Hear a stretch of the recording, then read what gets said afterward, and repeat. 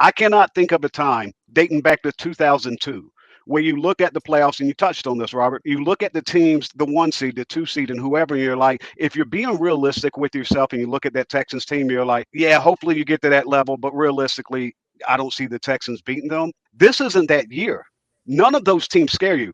New England, Fugazi. I'm gonna drop my Donnie Brasco. Fugazi. You know what I mean? They're a fake. They've played nobody. Denver Broncos, Fugazi. They've had a light schedule, and then it took Davis Mills coming off the bench cold after CJ leaves in the early second quarter to pull out a 3-point win. That's the 1 seed. Look at all the rest of the teams in the playoffs are right outside it. Baltimore, Texans beat. Kansas City, Texans beat. Colts, Texans beat. Jags, Texans beat.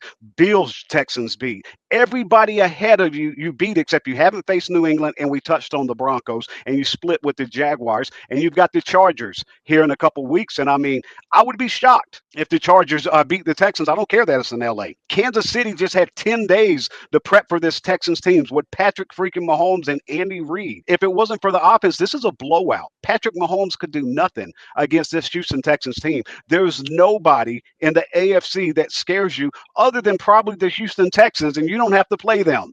You know what I mean? So I think we're in a spot. I've never seen the Texans since they came into existence to where it's realistically they're the best team in the AFC. They just have to get there and prove it. And after you pointed out like a 92% chance of making the playoffs with this win, that's highly likely that they get there and do prove that.